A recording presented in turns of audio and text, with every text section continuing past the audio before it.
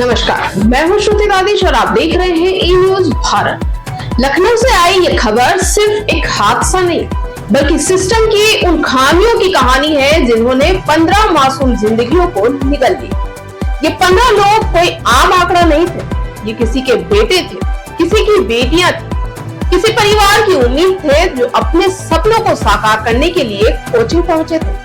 लेकिन उन्हें क्या पता था कि जिस इमारत में वे अपने भविष्य की तैयारी कर रहे हैं, वही इमारत उनकी जिंदगी की आखिरी मंजिल बन जाएगी। सोमवार दोपहर करीब 2:30 बजे अलीगंज स्थित एक कोचिंग सेंटर में अचानक आग लग गई।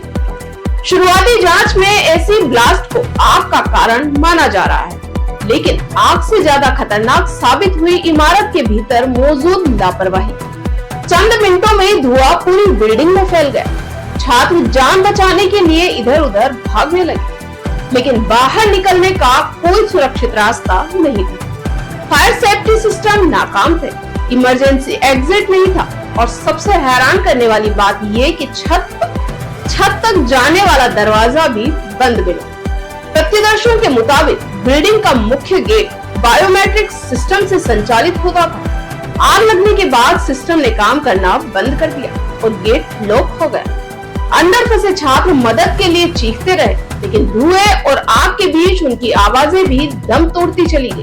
कई छात्र सीढ़ियों तक पहुंचे, कई खिड़कियों के पास जाकर मदद की गुहार लगाते रहे, लेकिन दम घुटने से उनकी मौत हो गई। जब फायर ब्रिगेड मौके पर पहुंची, तब तक बहुत देर हो चुकी थी।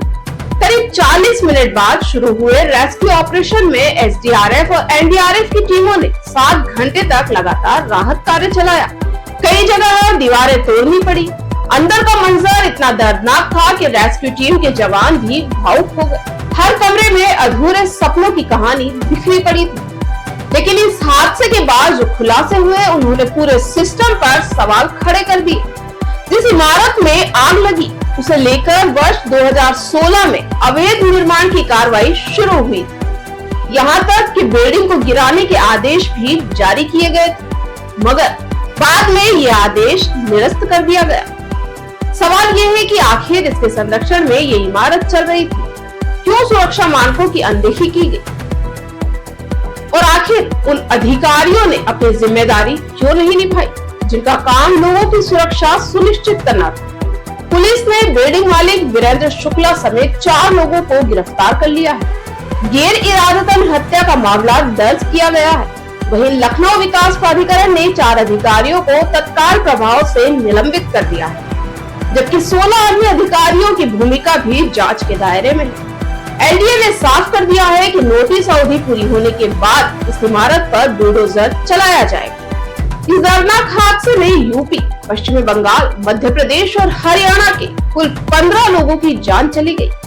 कई परिवारों के घरों में अब सिर्फ सन्नाटा है। जिन माता पिता ने अपने बच्चों को पढ़ने के लिए भेजा था, वे अब उनकी तस्वीरों के सामने बैठकर रो रहे हैं। किसी का बेटा अधिकारी बनने का सपना देख रहा था, कोई बेटी अपने परिवार का भविष्य बदलना चाहती थी, लेकिन लापरवाही ने उनके सारे सपनों को राख में बदल दिया। आज सबसे बड़ा सवाल ये नहीं कि आग कैसे लगी, बल्कि सबसे बड़ा सवाल ये है कि अगर बिल्डिंग में सुरक्षा के इंतजाम होते, अगर इमरजेंसी एग्जिट होता, अगर प्रशासन समय रहते कार्रवाई करता, तो क्या ये 15 जिंदगियां बच सकती थी? शायद जवाब है हाँ। ये हादसा सिर्फ एक इमारत में लगी आग नहीं, बल्कि लापरवाहियों का परिणाम है जिनकी कीमत 15 परिवारों ने अपने बच्चों की जान देकर चुकाई। अब पूरा देश ये जानना चाहता है कि आखिर इन मौतों का जिम्मेदार कौन है और क्या दोषियों को ऐसी सजा मिलेगी जो भविष्य में किसी और परिवार को इस दर्द से बचा सके।